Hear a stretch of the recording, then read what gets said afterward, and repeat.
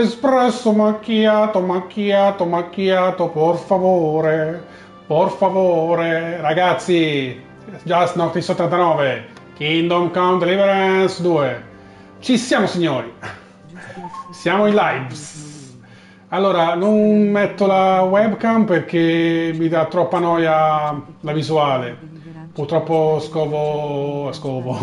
gioco su una sola TV e quindi la webcam, anche se la metto diciamo un po' a visione ridotta, mi dà comunque noia sullo schermo perché ci sono molti punti da cui leggere, molti punti a cui mi dà noia appunto durante l'assetto del gioco.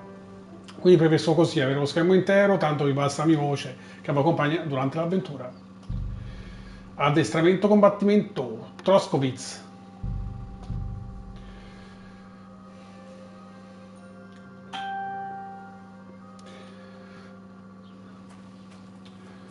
Ok, vediamo un po'.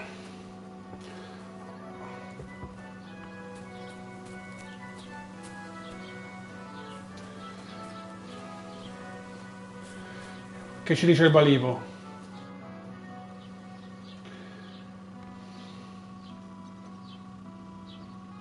What's new in the county, Master Bailiff? I heard something's going on in Takoff again. Project the Innkeeper is probably coming up with some mischief to pull on the Zelievites. Will they never cut it out? Their bickering is making work for me. And now I've been visited by one of the local peasants.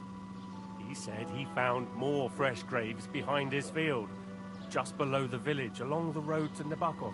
What do you mean, more? You sound like this isn't the first time. That we found someone buried here? Don't even ask. I've been digging up bodies ever since that bandit gang started running rampant.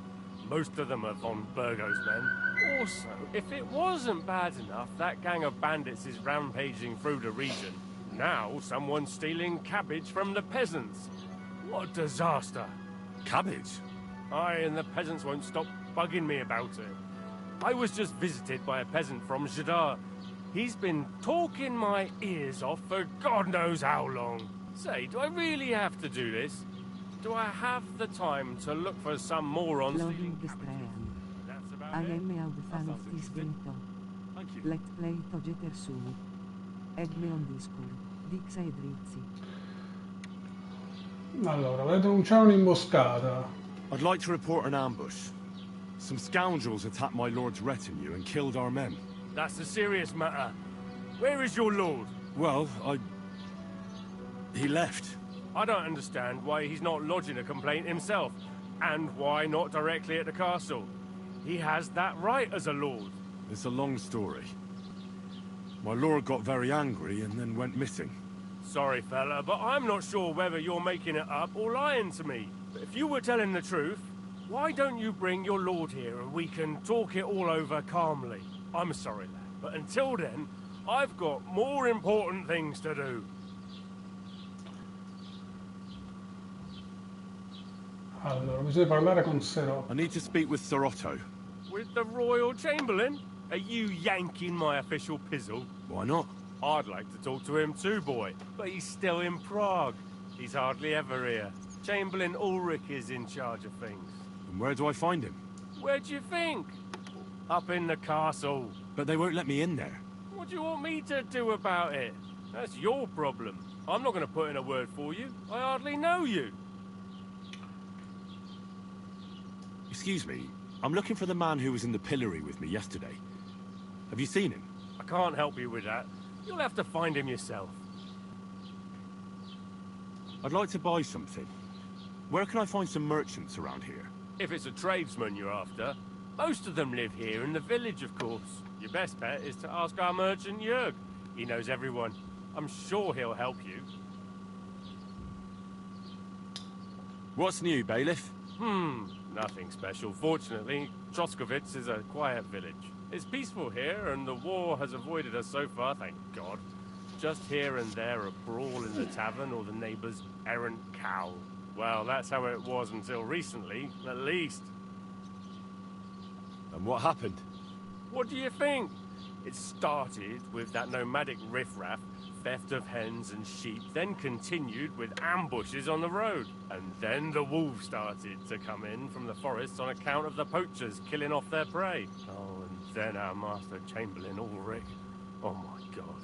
But that's no business of yours, understand? I understand. That's your business, bailiff.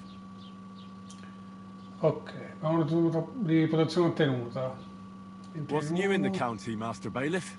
I was just visited by one of the local peasants. He said he found more fresh graves behind his field, just below the village, along the road to Nabokov. What do you mean, more? Ah, You sound like this isn't the first time. That we found someone buried here? Don't even ask. I've been digging up bodies ever since that bandit gang started running rampant. Most of them are von Burgo's men. Ok, poi c'era un altro punto da visitare.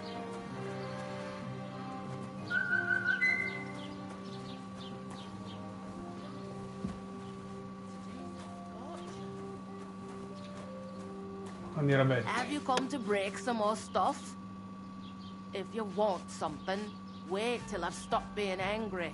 And if you don't have anywhere to sleep, they'll look after you in Jelly-off.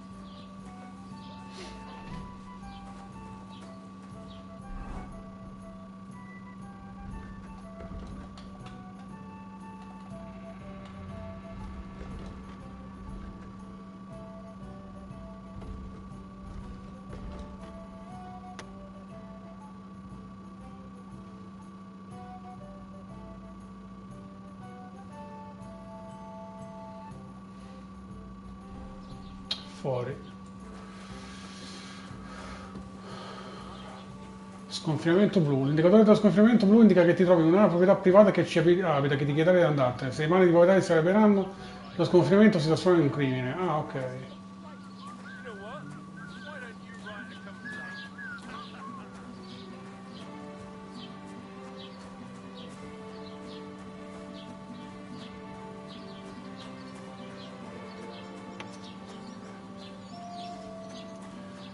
Scoperto nido.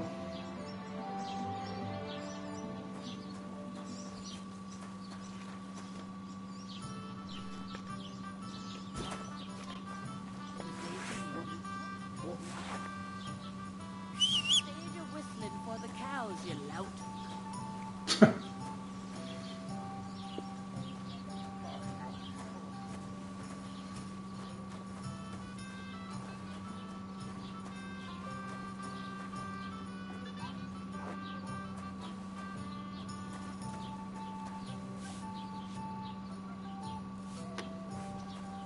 Greetings.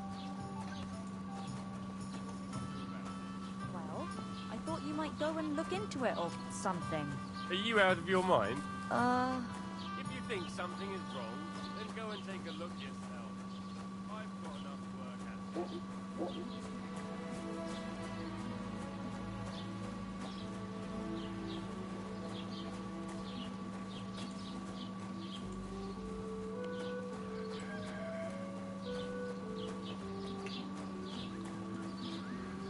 Mercante, nuova voce del Codex. I mercanti si dividevano in due categorie: gli stanziali ed itineranti. I primi disponevano di botteghe permanenti, mentre i secondi portavano a vendere le proprie merci al mercato.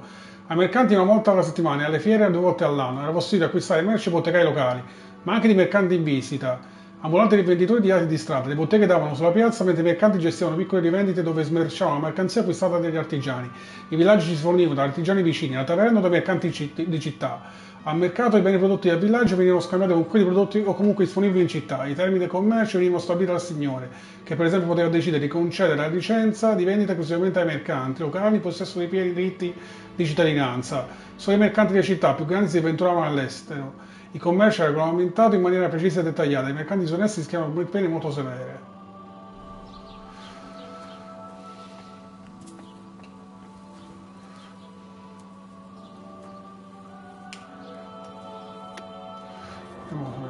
La bottega. La schermata della bottega è divisa in due parti: l'inventario delle merci che Henry può acquistare e l'inventario di quelle che può vendere. Gli oggetti da acquistare o vendere vengono spostati nella tua cesta e il contenuto è visibile in alto a destra nella scala della cesta. La barra in basso riporta informazioni della transazione in corso. Per esempio, quando nella avete tu il mercante, il prezzo totale di oggetti presenti nella cesta, ma per acquistare il prezzo indicato oppure provare a mercanteggiare. Vabbè.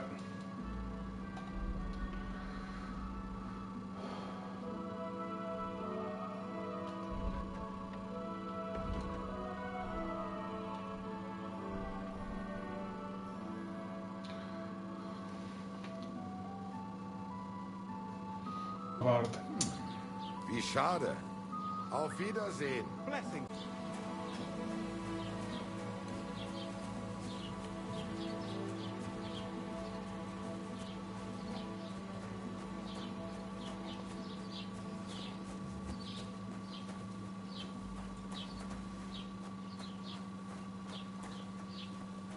Jesus Christ be praised. What brings you here? Oh man, my neighbor wrecked my fence again last night. He got drunk and fell on it coming back from the tavern.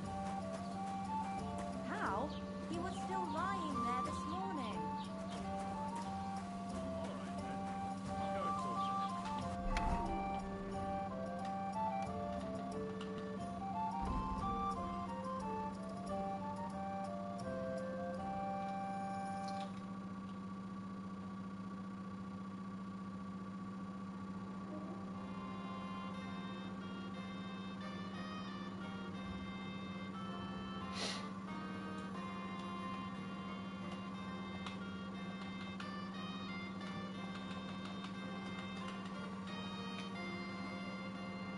È sempre qua.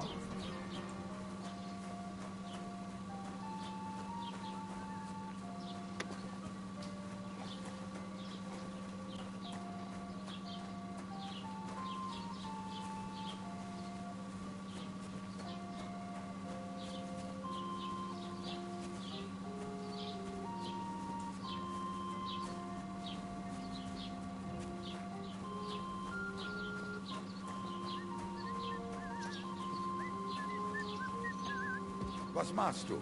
Raus, du Bastard!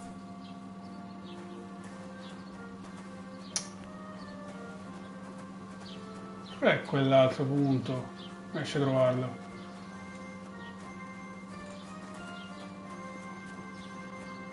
Ale. Ah, forse sarà sopra. Guarda qua.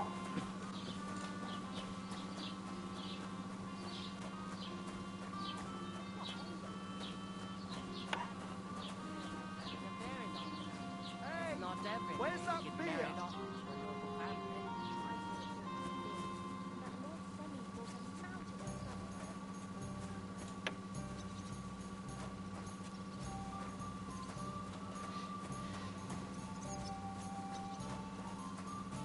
Hey, innkeeper, that's beer.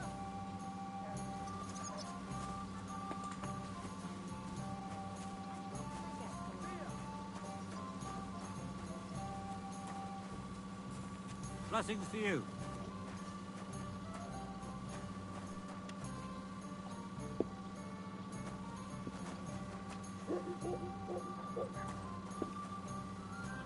Ah, i dadi. Greetings to you.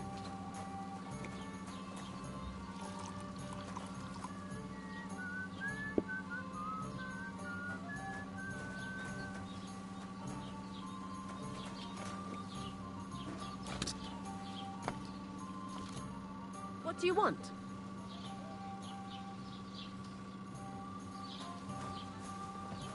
To good health. Ma lei è una maniera Betty. Have you come to break some more stuff? If you want something, wait till I've stopped being angry. Vabbè.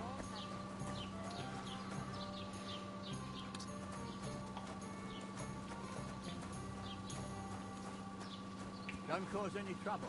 Got it?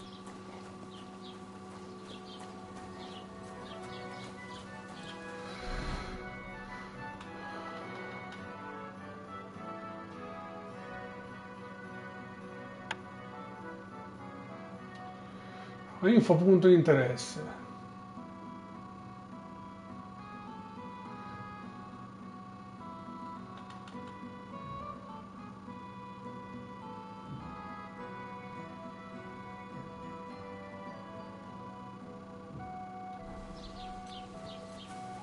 Ma pure ora.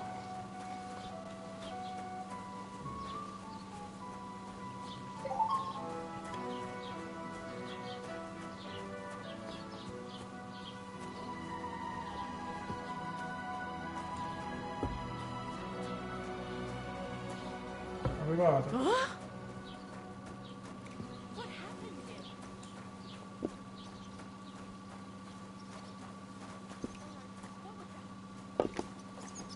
I'll have a jug of wine. Così.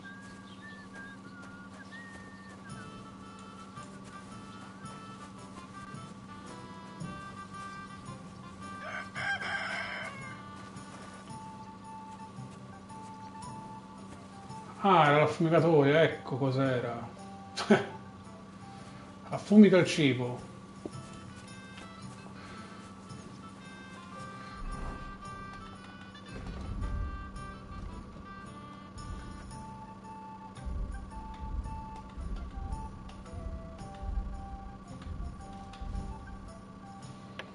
Ok.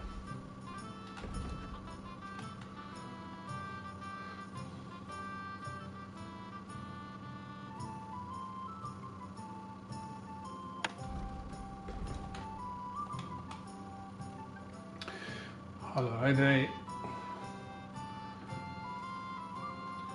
di arrivare qui, come col successo a Matt. Sono là, qui cos'è? Forse appena scavate.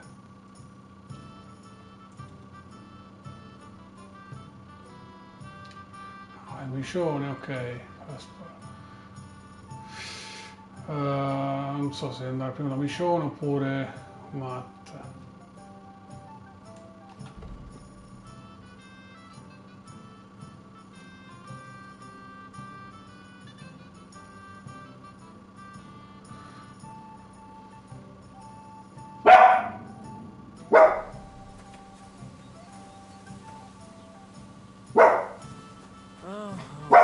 Bottoms up.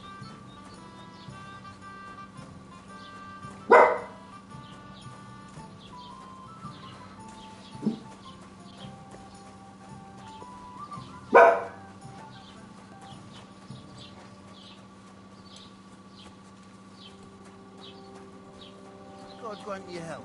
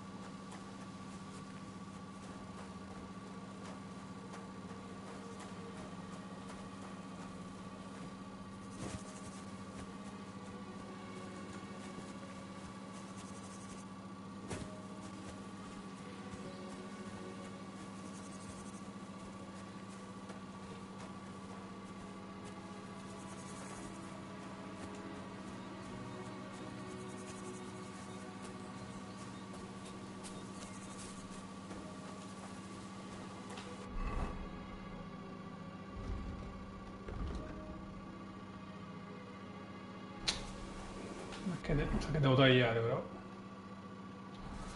Guardate qua.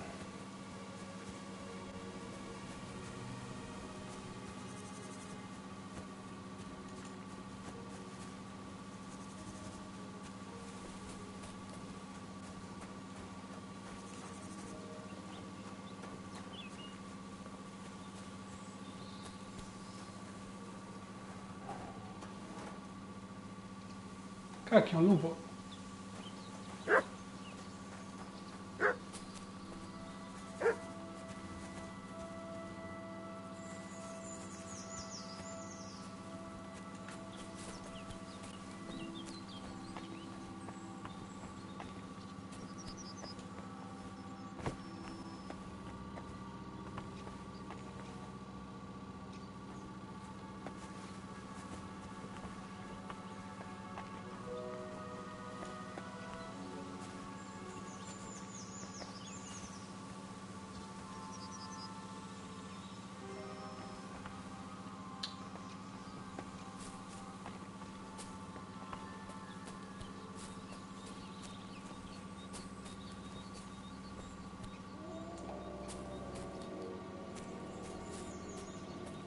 Sui bracconieri.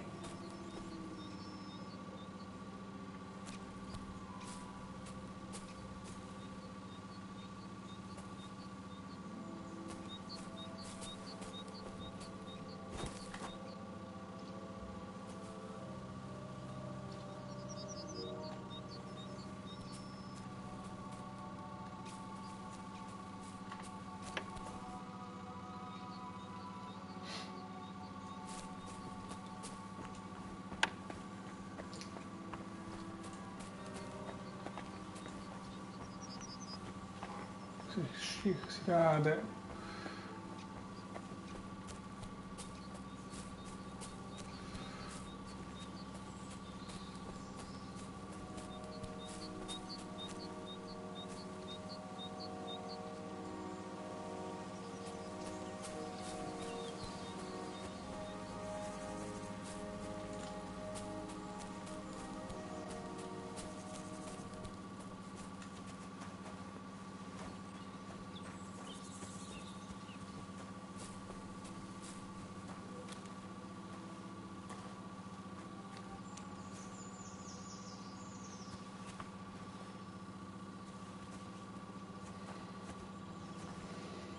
Oh, si potrà scavare qui?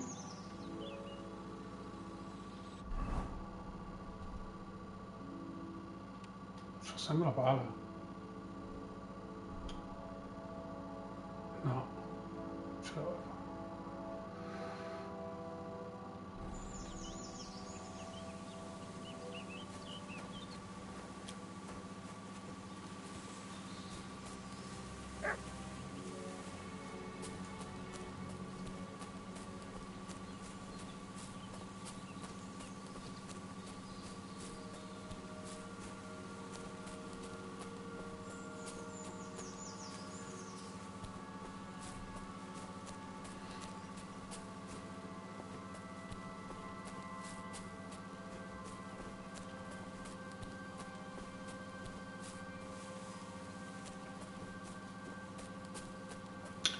Ecco il sentiero.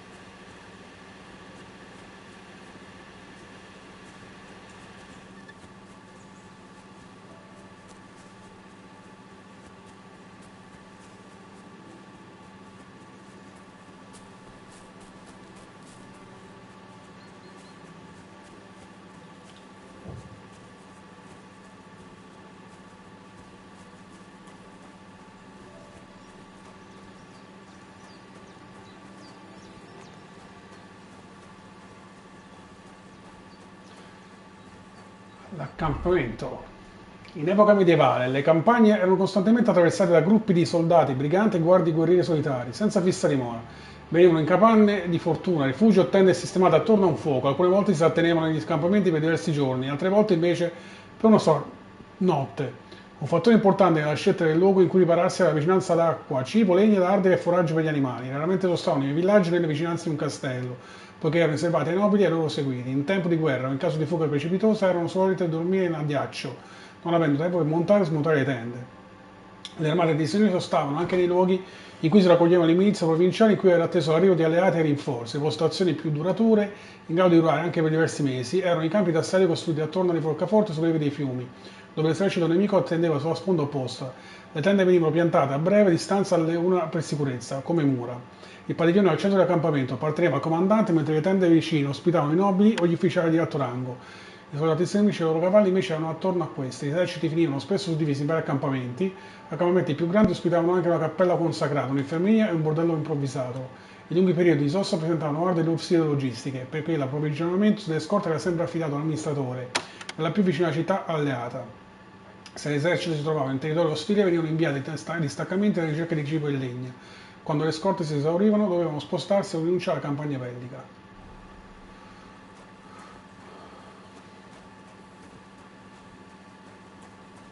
Keep the peace, and we won't have any problems.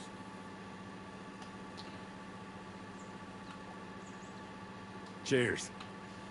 I hope you have an uneventful shift.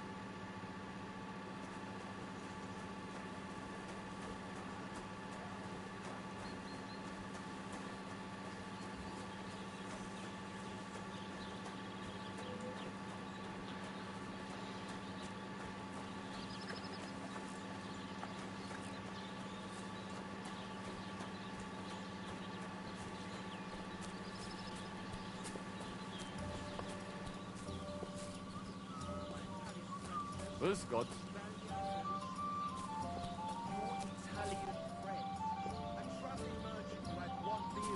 And as for my meter, listen properly. Chubby Clara never says no. These two fine lads gave her a go. And when Clara had enough, they went to see Annie for a bit of rough. See? It fits perfectly. It does not fit. The stress is shifted to the wrong syllable in the second line, and in the last, you squash 3 syllables into one iambus. I've heard tomcats wailing better songs. Stick in the mud.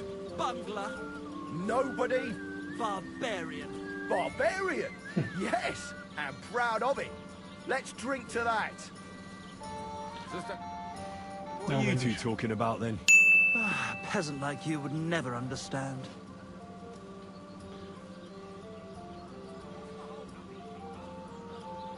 Ah, frena la lingua. Watch your mouth, you impudent dog. Or what? You'll smear it with that excrement under your fingernails? But let's bicker no more, stranger. Perhaps you can be our judge. What's your name? My name is Henry. Then sit, noble Enrico, and give your verdict on our dispute. Aye, don't be shy. Come and sit with us. It's Henry. H-E-N... Whatever. Ah, any tanner or bathhouse boy could be called Henry. Enrico is nobilissimo. Oh, for the love of God. Will you just tell me what you were discussing? Ah, it's just that my dear friend George here is a vulgar louse who knows as much about the art of poetry as a baying donkey. To tell the truth, my last encounter with verse didn't end all that well. Really? Come on, let's discuss it over a beer. Man to man, poet to poet. Well, I wouldn't exactly say I was... Sit. So, are you going to tell me what you're talking about? It's about nothing less than the very essence of the art of poetry. And also about the fact that Michael here hasn't got his oats for ages, and it's got his brain in a twist. Kindly ignore our friend George here. He's been a simple soul ever since he was dropped on his head as a baby. Freedom. I figured out poetry ain't to be found in inspiration from the muse. All the truth in the world is right there in ale, roast pig, and fucking. To the point where fornication and drinking leave no time for actual composing. Better to forego the pleasures of the flesh and give oneself to art. Onorate l'altissima poeta. Aye, aye. Keep your hair on, mate. As I said, he's not in his right mind. He once met an Italian poet, and ever since he thinks he's Dante Alighieri. Alighieri, you dolt. So what do you think, Enrico? Where should a poet seek inspiration? Michael, il poeta ha ragione. Giorgio, l'edonista, ha ragione. Well, I rather doubt it's to be found in beer or some wench's cleavage. Those might be nice to look at, but an artist should seek inspiration in higher things. My very words. Let's drink to that. However you look at it, you, my friend, as a worldly... And highborn. Clever. Experienced. Intrepid. Unique. In short, just the right fella. You might be able to help us out with something. What are you after? Enrico. Oui. are in need of an adventurer. My name's Henry. H-E-N... something. In short, Enrico, we're in need of an adventurer, a man of action, a man of goodwill, a man of knowledge, a man. A fucking good fella. A fellow who helps his fellow man.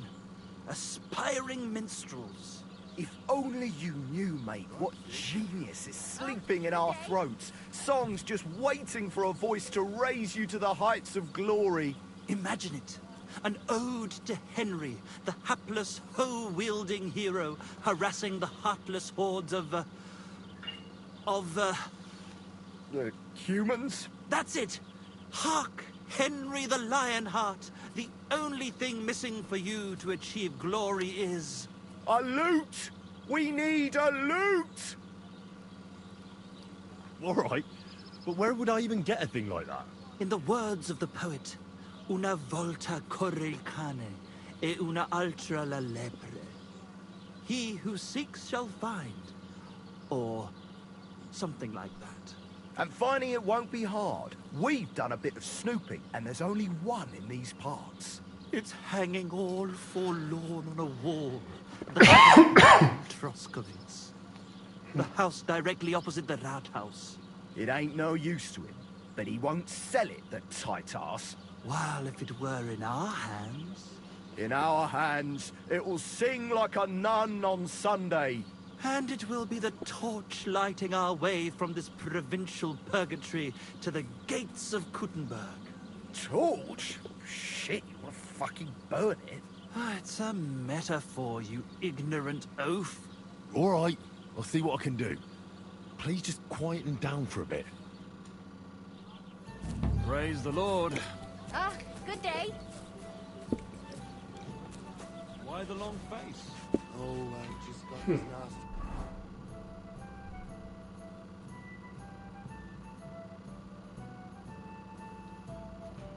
Premonition. What premonition? I've got a barrel of ale. Greetings. Good day.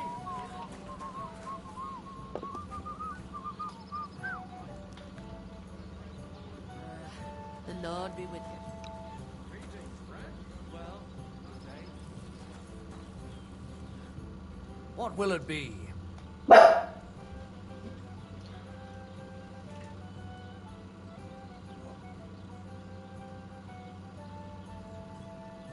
What's going on around here, innkeeper?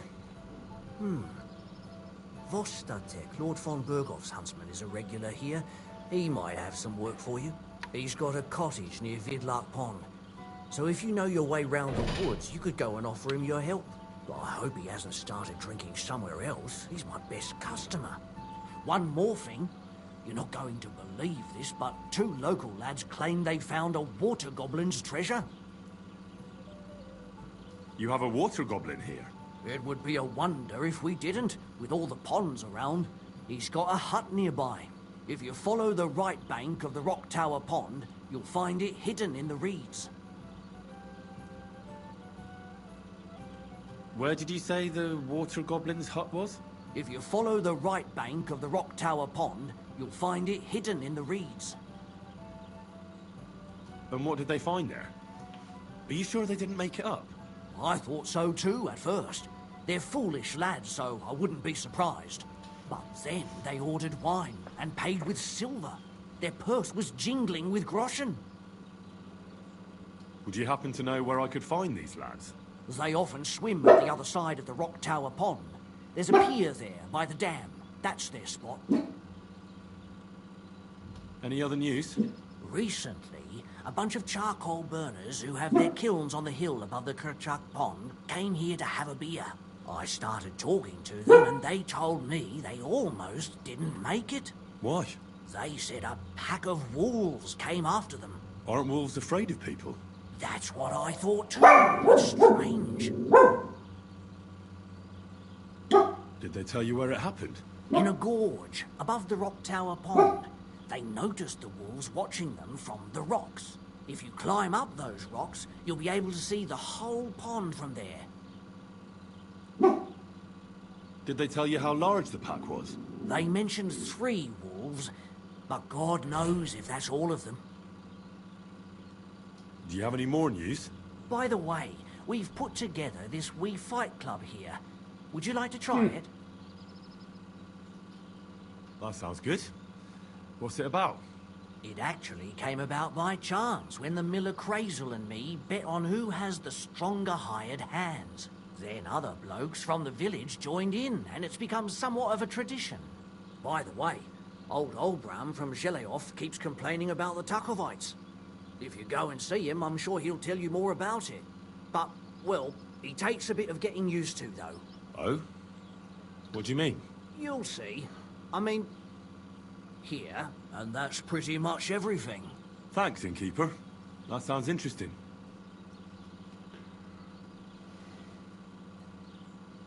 Excuse me, I'm looking for a friend of mine. He's not from round here, but... Let me guess.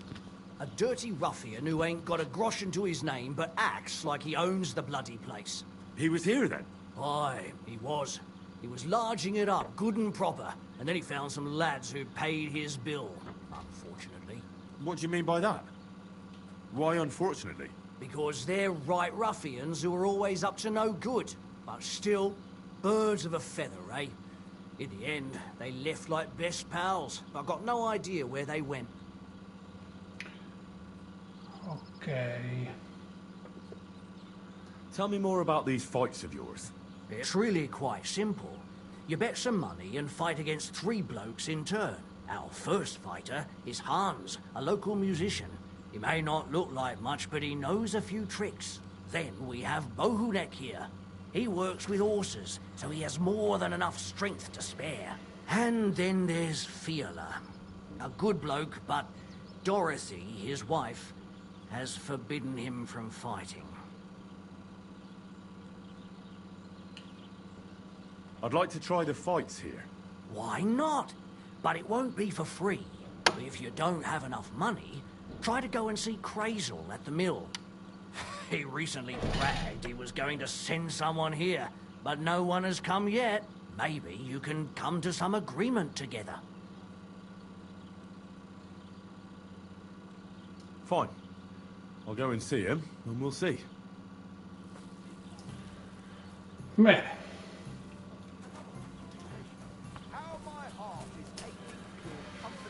Allora, quindi... Salve signora.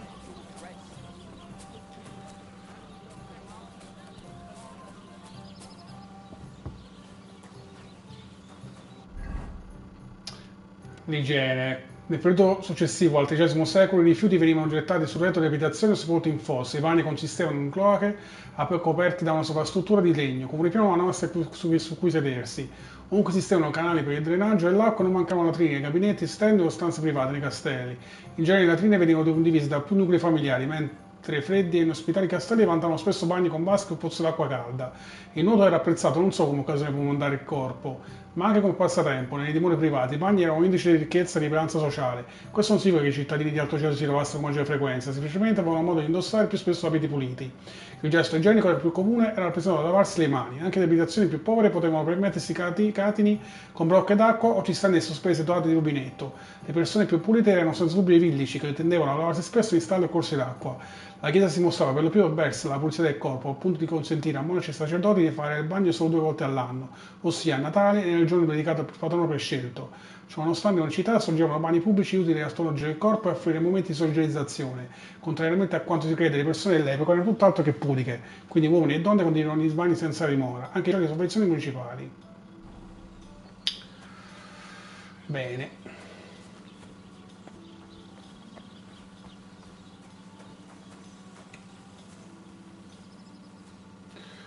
Allora, proseguiamo tanto la nostra ricerca.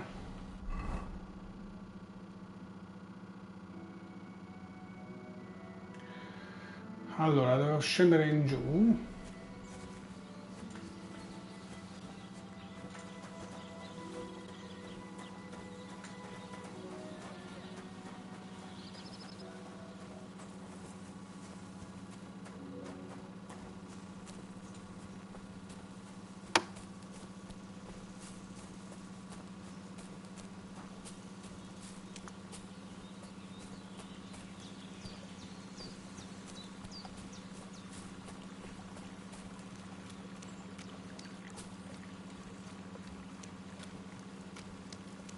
cinghiali.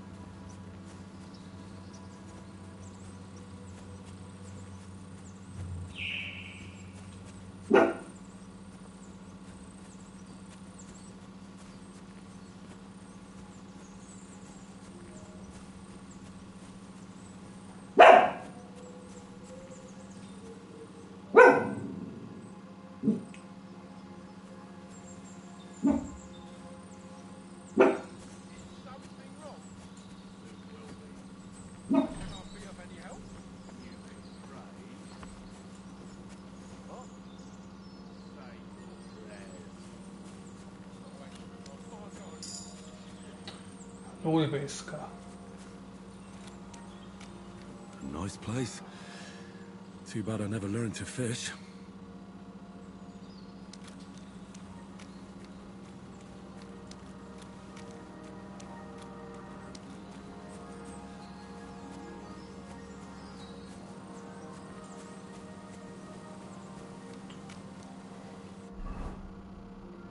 Cavolo, dall'altro lato.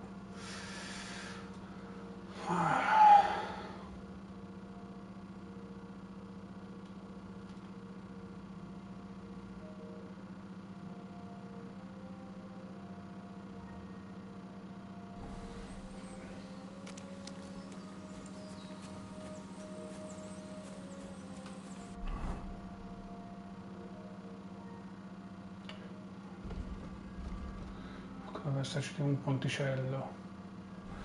Se proseguo,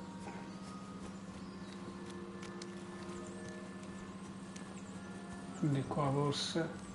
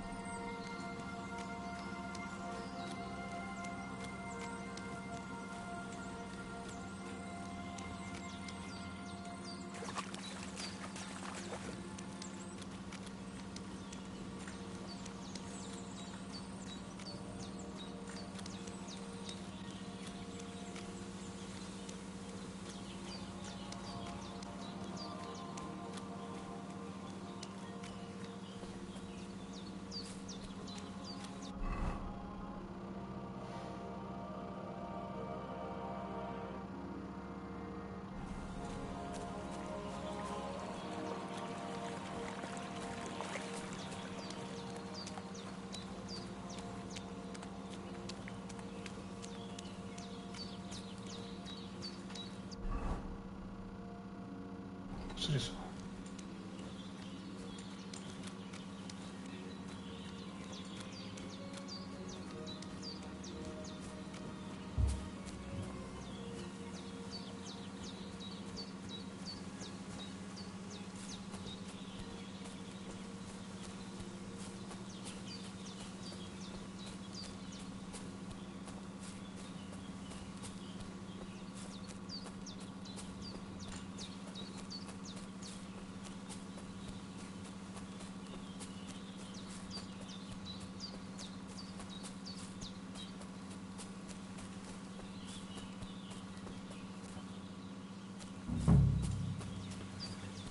What the fuck is this supposed to mean? Hey, lad.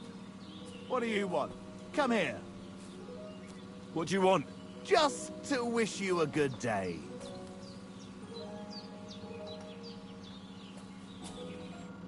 Good to see you, lad. Really? It seems to me I'm in your way. Ha! Not at all. That poor fella didn't have anything interesting on him. But you might.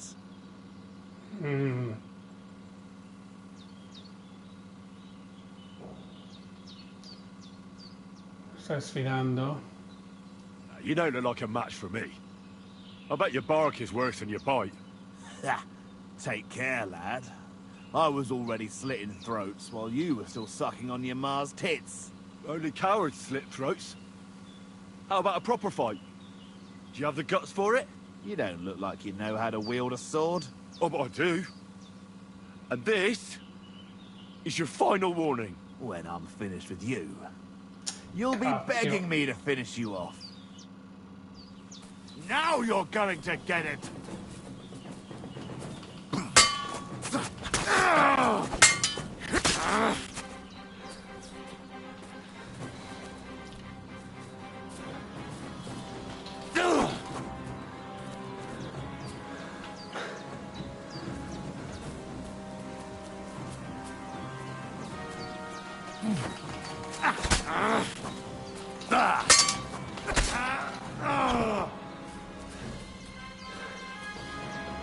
Vagabondo, hai trovato...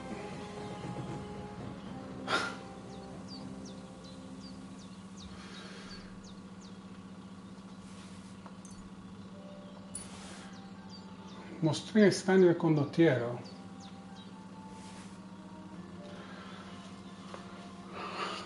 Grazie, maestro.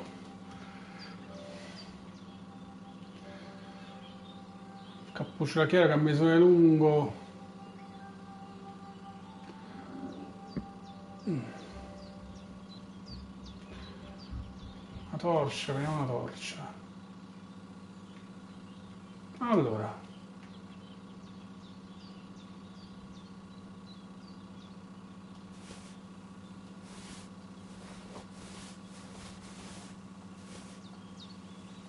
E chi è quello nudo ora?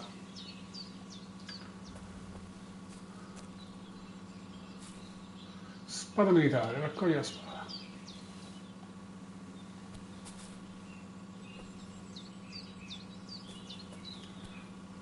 Dead and robbed of everything, just like Capon left him. And there's no trace of mutt. Oh, there's something lying over there. I hope it's not mutt. Oh, a nice bit of venison.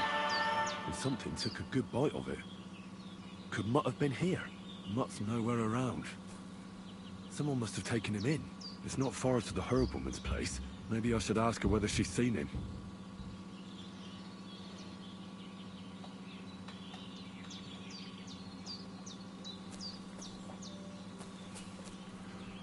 Ok.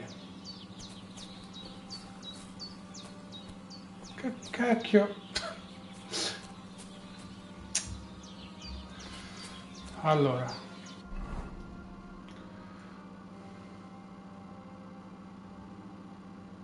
Ovviamente la spada militare al suo perché.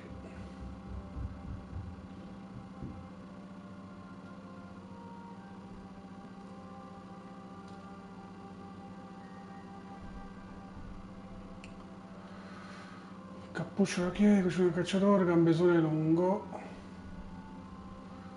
mantello comune.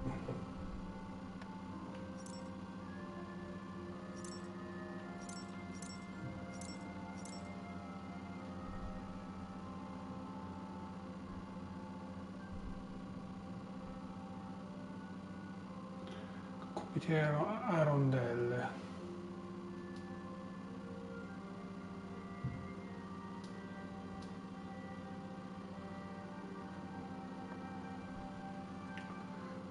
Di pelle, braga dimenticante, una braga imbottite, stivali da vagabondo,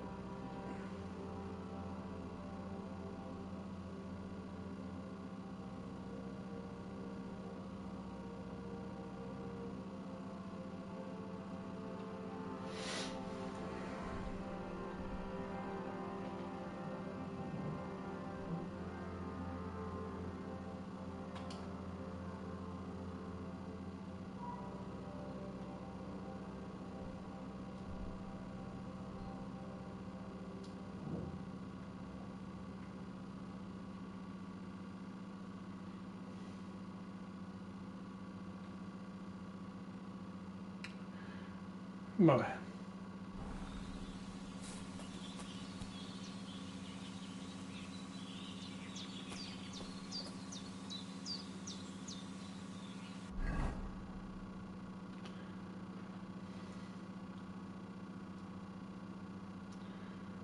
Macchia dell'arborista di Matt.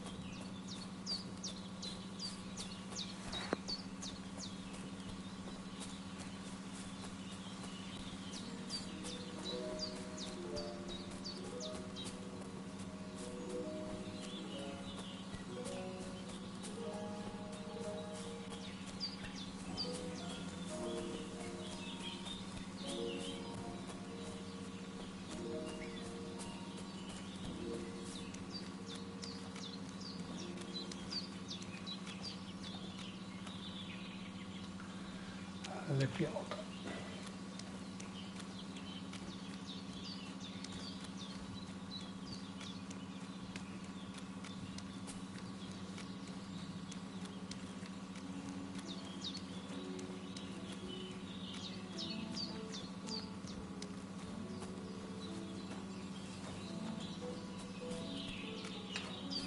Eccolo questo.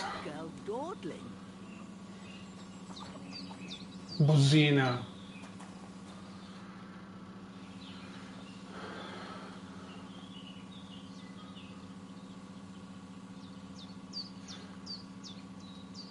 Sono qui per riparare il debito. First, I have to have something to pay back.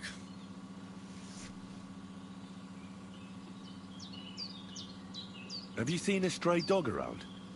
I thought he was dead, but he's likely still alive. I'm sorry. I haven't seen any dogs around. Oh, Sakra. Do you have any idea where else he might have gone? If I were a dog, I'd go to where there's food. There are plenty of fishermen around the pond, and they're always throwing out leftovers at the tavern. Do you think he'd go and steal leftover food? I don't know much about dogs. He could have run into the woods and started hunting. He wouldn't be the first or the last. There's a whole pack of wolves near Samine these days. Maybe your dog's gone feral and is running around with them. Thanks.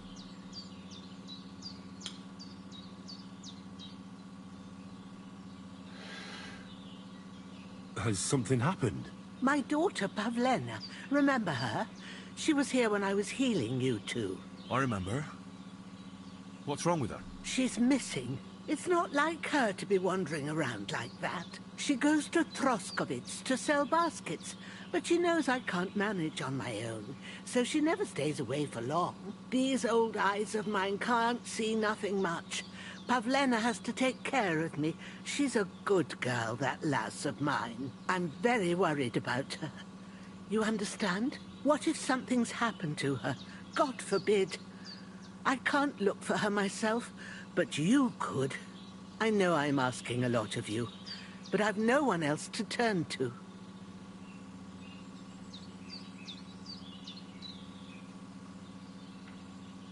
Do you think anyone might want to hurt Pavlena? These are evil times, Henry.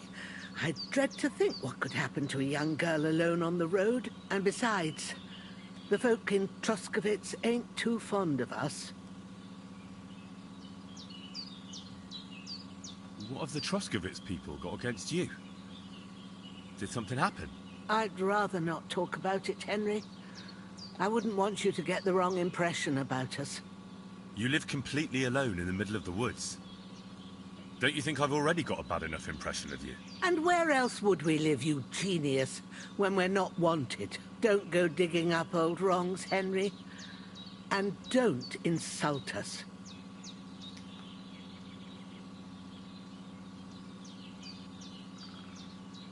Did it occur to you she might have run off? She's a young girl. Pretty. What kind of life does she have here in the woods? Maybe she wanted to live a little. You don't know Pavlena. She's not like that.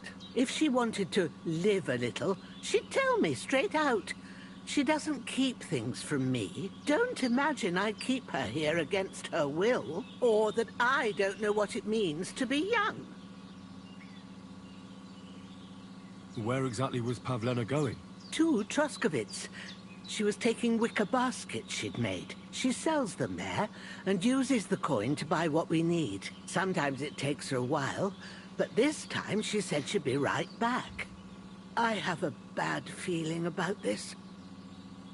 Pavlena is young, and well, no offense, but you seem a little old to be a mother. Is she really your daughter? She is. Not by birth, but that doesn't change anything. Her mother died in childbirth, and there was no one but me to take care of her. And who was Pavlena's birth mother? A girl from the charcoal burners. They left the county, and I think she had no one else. I buried her myself. No one came for her. And do you know anything about Pavlena's father? I don't know who he was. Pavlena's mother was very young, and the fella surely abandoned her when her belly grew.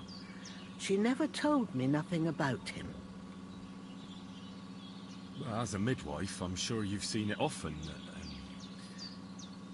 Well, that the mother doesn't survive childbirth. All too often, lad. But that's the lot of women. Or is it any different where you're from? No, it's not. True enough. See then? Now, can we just keep our minds on Pavlena? All right, good wife. I'll try to find Pavlena for you. Thank you, Henry. Like I said, she was heading for Troskovitz. You should start looking there. All right. I'll ask around there for her. And maybe you could look in her room in the loft. My old legs ain't up to climbing stairs, but you might find some clues there. Cattivo sangue. Trova Pavlena. Chiede a Pavlena a Troskovitz se sono camere di Pavlena.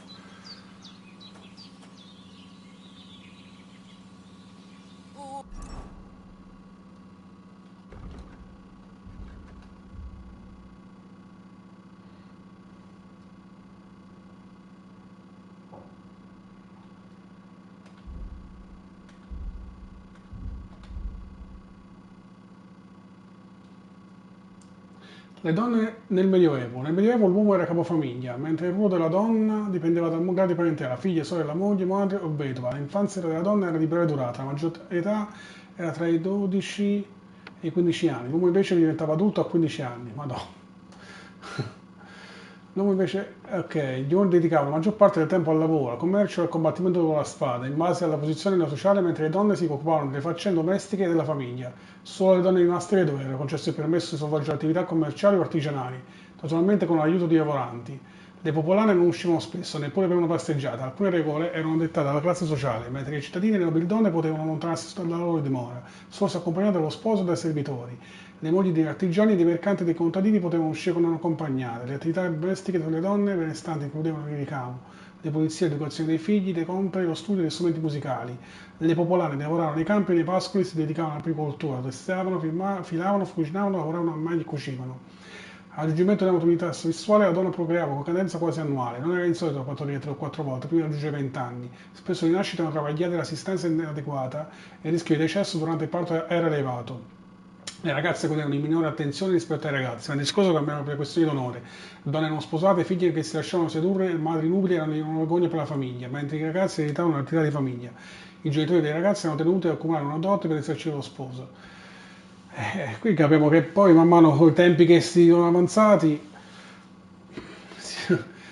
la donna, diciamo sì, diventa adulta, ok, quando ha il suo primo ciclo, ok, però la maggiore età, almeno qui in Italia, è a 18 anni, però ai tempi d'oggi tipo i matrimoni sono molto più in là, non a 15-16 anni, anzi, ma era, quando ha detto, tra i 12 e i 15, madonna. La prostituzione. In Boemia il bordello era chiamato Hampage, ossia casa di meretricio o casa per vergogna, ma non appunto bordello. Le prostitute invece erano semplicemente definite sgualdrine. La professione comprendeva diverse categorie di donne. Le più disprezzate erano le senza tetto che offrivano i loro servizi in strada. Alcune incontravano i clienti a domicilio camuffate da venditrici di pane, mentre le venditrici di alto borgo si rendevano disponibili nei corti reali o nobiliari. Altre infine lavoravano in bordelli con varie classi di prezzo, scogliendo indifferentemente cittadini, ufficiali e nobili o clienti di basso ceto, nel caso delle strutture più infime. I bordelli non erano gestiti solo da comuni civili, ma persino da prelati o sacerdoti, ancora al giorno d'oggi. Come il parroco della chiesa di Sant'Egidio, ai piedi di Viscerad, molto spesso i luoghi di appuntamento erano direttamente collegati ai bagni pubblici. Durante le guerre uscite molte case di tolleranza furono chiuse, ma tornarono prepotentemente in bocca al termine del conflitto. La stessa Chiesa di Roma ne favorì la legalizzazione, poiché il meretricio era ritenuto un peccato meno grave rispetto all'adulterio. È sufficiente pensare che nella Roma papale le prostitute continuano il 10% della popolazione totale. Esistono numerose leggi e normative volte a regolamentare i bordelli, la professione più antica del mondo, cui si accompagnavano tuttavia diverse tasse speciali. Alcune leggi guardavano persino la condotta imposta ai clienti e miravano a proteggere i prostituti di atti di violenza. Madonna. Però questa cosa mi fa pensare, non so se si è sbloccata ora questo punto di codex o già prima, quando ho visitato appunto i bagni pubblici attendenti. Vorrei che questa Pavlena appunto sia andata in un bordello proprio per appunto prostituirsi e fare due soldi. I bagni pubblici attendenti, quando il genere raggiungeva i livelli critici, la popolazione cercava rifugio nei bagni pubblici. Le prime strutture in Europa centrale comparvero intorno al XII secolo, diffondendosi a macchia d'olio in ogni borgo e città. Alcuni municipi giunsero ad avere persino 3 o 4 bagni. La gente accedeva a questo modo a bagni caldi e saune. All'epoca il vapore veniva prodotto versando acqua fresca su lastre provenienti di ferro o pietra, mentre il compito di lavare i clienti era affidato ai serventi maschi o femmine. Venivano utilizzate vasche da bagno comuni di nossi di legno. La Boemia vide sorgere i primi bagni pubblici nell'Alto Medioevo e il loro numero crebbe costantemente negli anni. Nella seconda metà del XIV secolo la sola Praga contava 47 strutture, che pochi decenni più tardi divennero accessibili anche alle classi meno ambienti. Esisteva persino una legge che imponeva alle padrone di accogliere anche poveri o studenti almeno una volta ogni 3 mesi. In genere i locali appartenevano al municipio ed erano concessi in gestione ai privati cittadini. Oltre ai bagni pubblici e privati nacquero anche termini limoni di nobili e ricchi borghesi. Nel XIII e XIV secolo i bagni erano comunemente associati alla prostituzione. Prima del XIII secolo, in particolare, il meretricio era ampiamente diffuso e pochissime strutture si esibivano ad offrire servizi sessuali. I ricchi bagni urbani disponevano persino di farmacisti, massaggiatori, fuochisti e addetti alla pulizia, mentre i gestori delle strutture di campagna dovevano occuparsi personalmente di ogni incombenza. Sì. Oh, it still hurts. Allora, quindi... Allora, scava di Pavlena.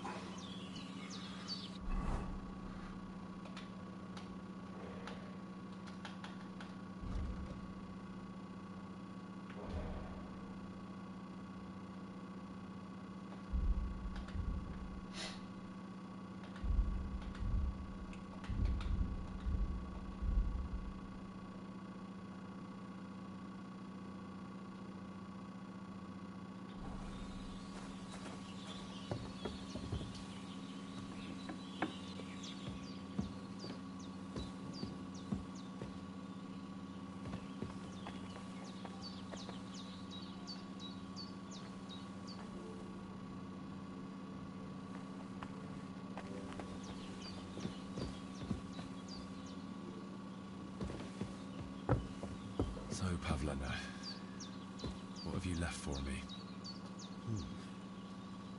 Like she got up and went straight out.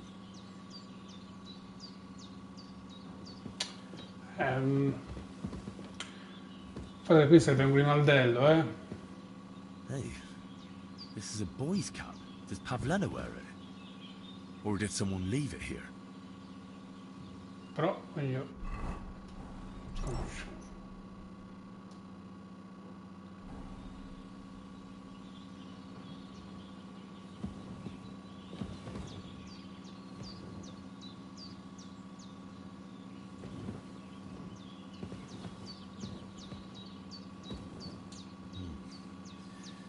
She's got unfinished work here.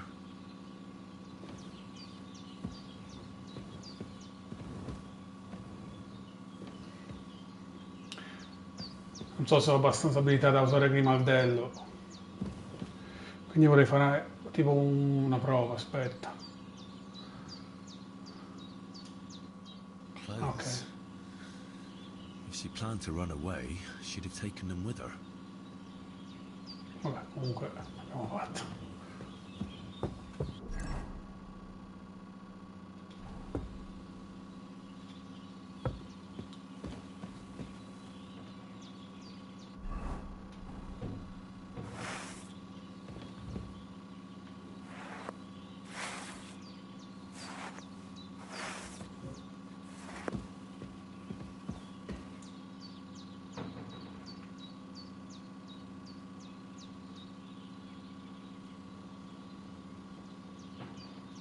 Ok.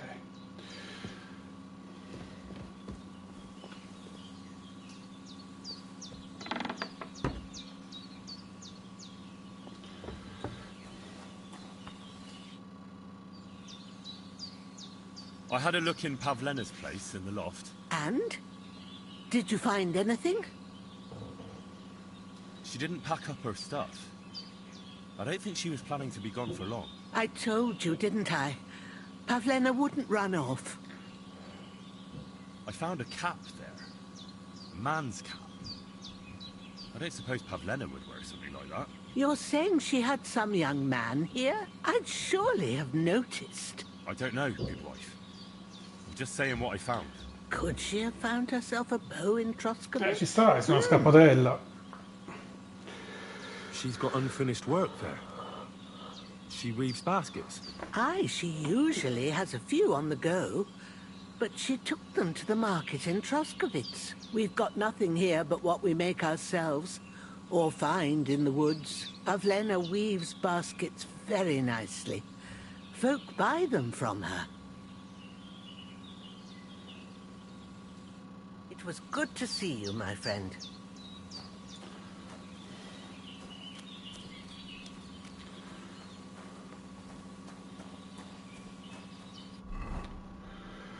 Allora, quindi smatte la taverna, se no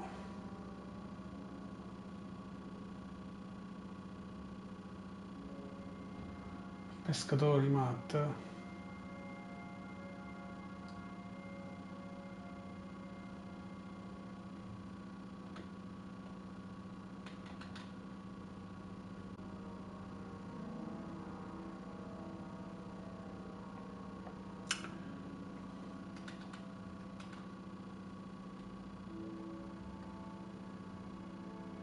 Ah, ok, quello dell'uso.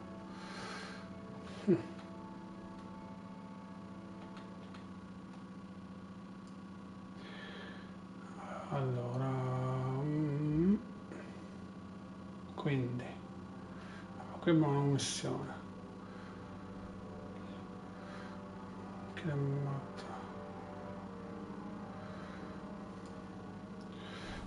ad andare alla taverna.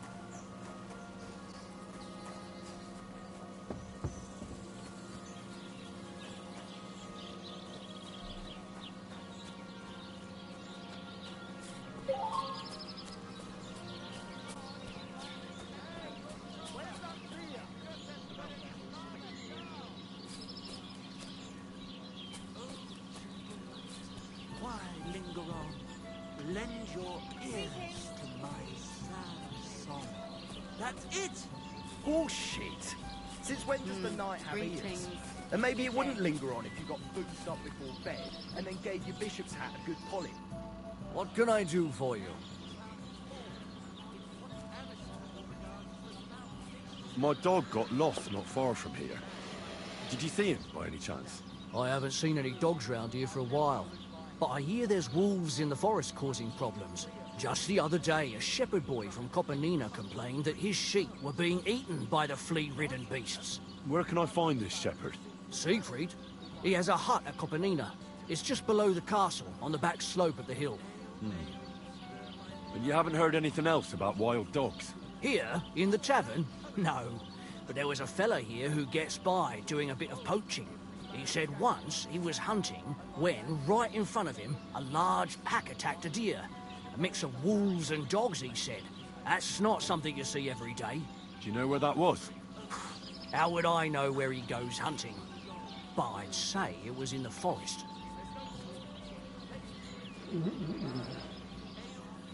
I'd like to try the fights here. Why not? But it won't be for free. If you don't have enough money, try to go and see Crazel at the mill. He recently bragged he was going to send someone here, but no one has come yet.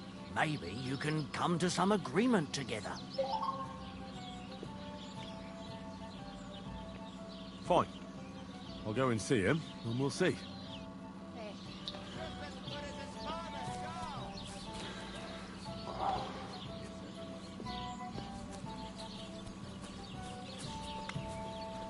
Hey, innkeeper, that beer?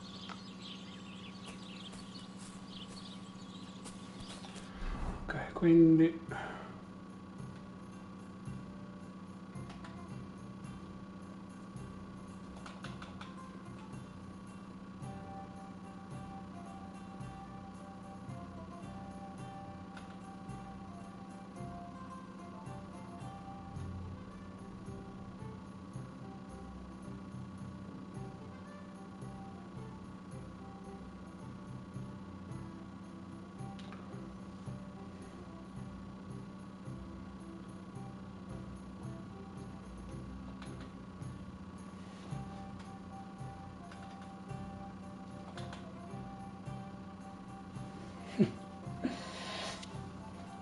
Quindi abbiamo B, partecipa al pacchetto nuziale con l'aiuto del Fabio Radovan, vabbè non ci interessa ancora, se no abbiamo missione,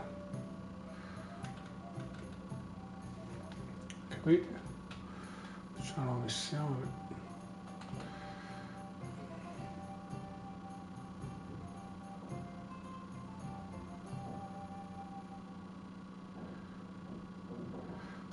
Chiede al pescatore.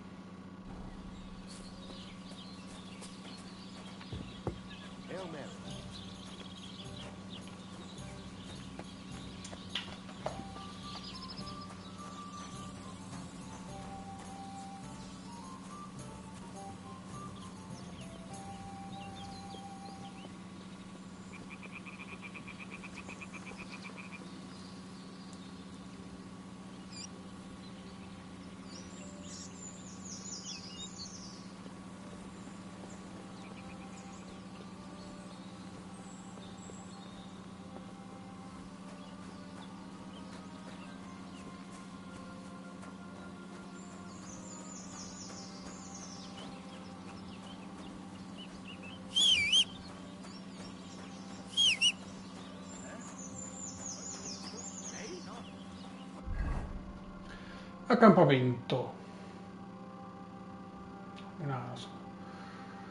Durante il Medioevo il denaro prese la forma di monete coniate in denominazioni diverse a seconda della quantità di metallo prezioso, oro o argento in essa contenuta. La moneta corrente della Boemia fu a lungo il groschen d'argento.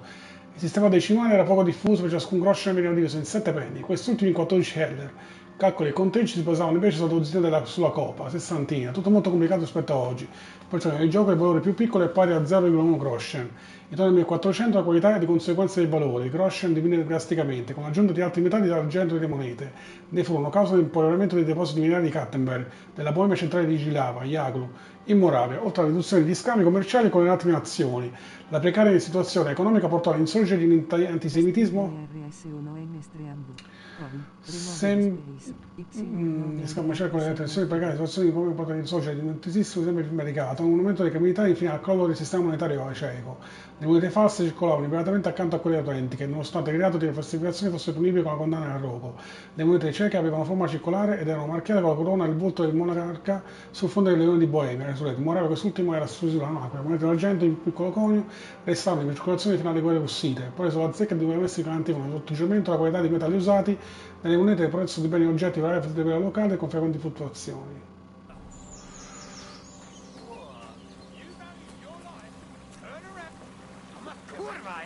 I'll teach you, you fucker!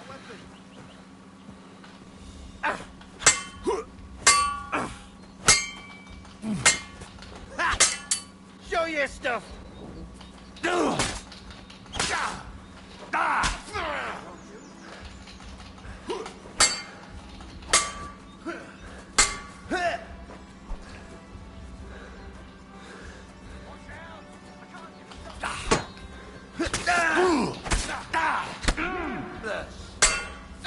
I'm all yours!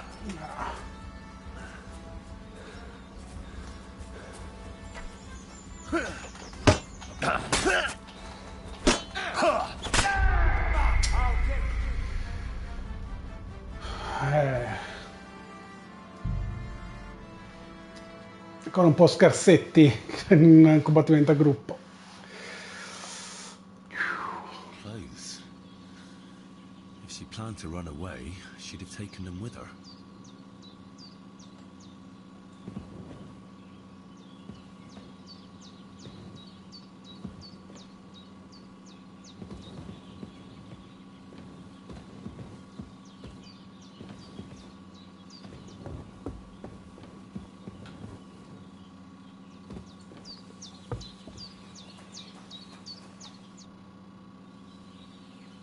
I had a look in Pavlena's place in the loft. And?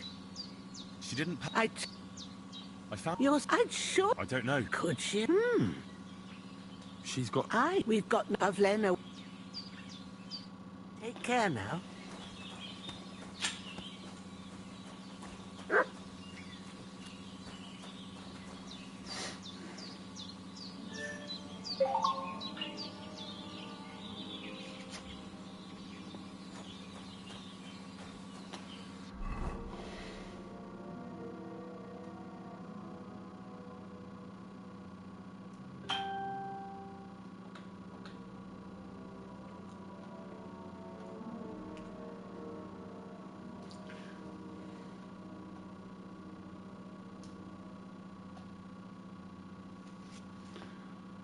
Allora, io non so se era possibile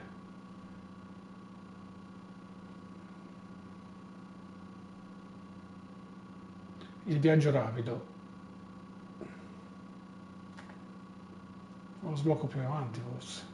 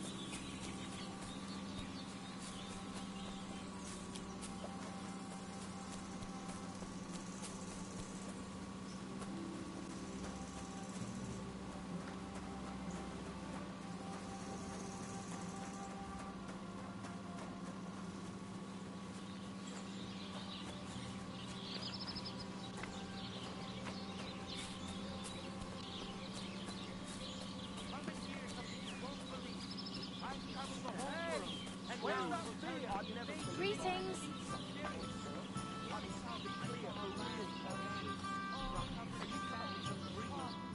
What is it, you scoundrel? Canaglia.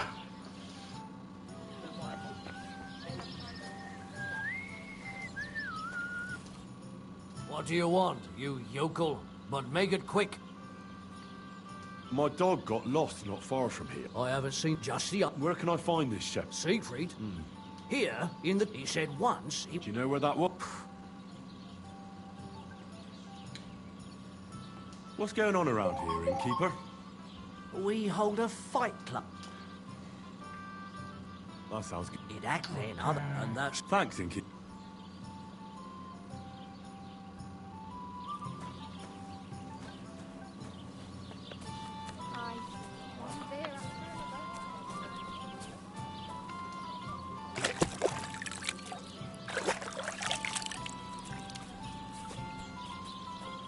What did I do to you? Quindi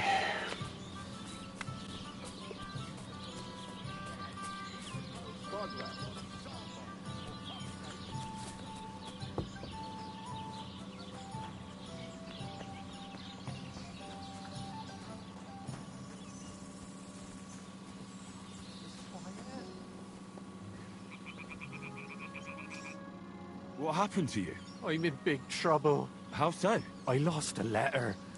A very important letter. I was supposed to deliver it to my master by tonight.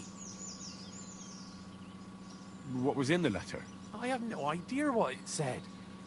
For one thing, it was a secret, and for another, I can't read. But it was my master's beloved who sent it. That's why it was so important. Oh, so it could just as easily have been a lewd verse. I don't really care what was in it. The point is, I don't have it. Would you like me to help you look for it? There's no point now. I've been on the road for 2 days as it is. We'll never make it by tonight. Do you know where you might have lost it? I haven't the faintest idea. It must have slipped out somewhere along the way. Should have been more careful with it. Losing the one thing you're supposed to deliver. I know. So I forgot to check my bag this morning, all right? But now it's gone, and I'm fucked. I have to be going.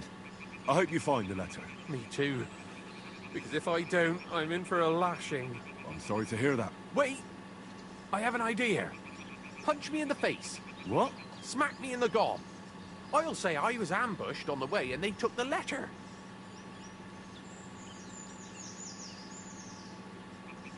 Are you sure? I'm sure. I'd rather take a couple of punches from you than a lashing from my master. I could tell you to stop when I've had enough. But he wouldn't. So you get why it's better for me to be slapped around by you, right? Well, if you ask me, you should man up and tell your master the truth. No way! Might as well crawl into the pillory myself in that case. And if I give you a thrashing, that's a better solution. At least I know you won't flay me to a bloody pulp. Will you?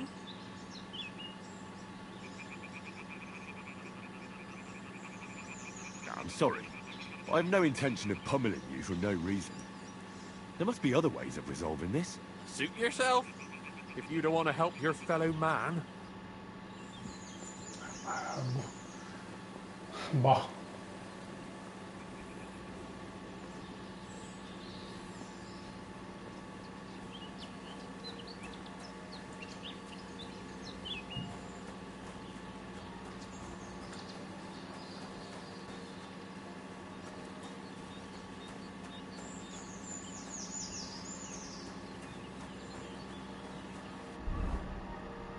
Cosa abbiamo letto, però trogloditi non ci sono, maledetti.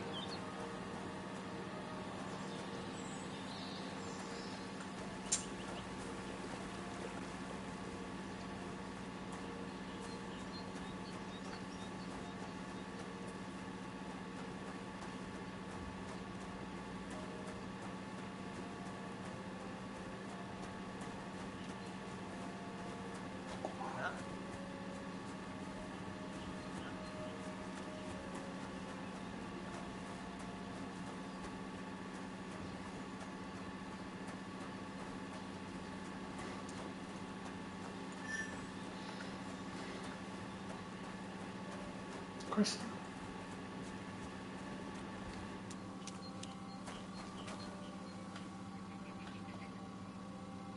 Someone's wagon tipped over here. Those things are now floating in the pond.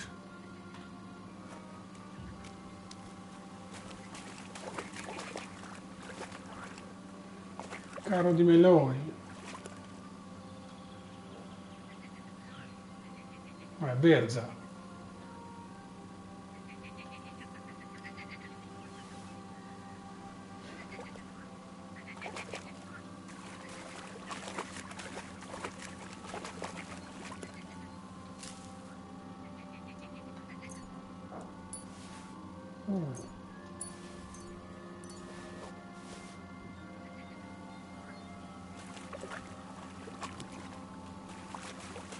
Ottimo.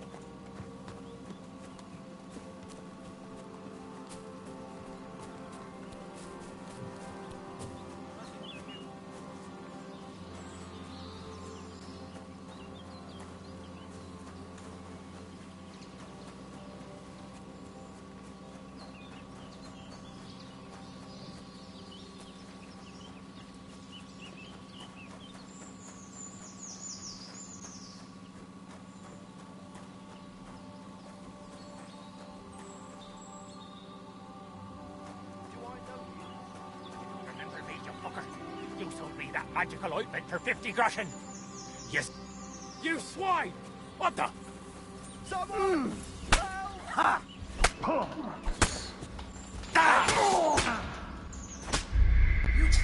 Accidenti.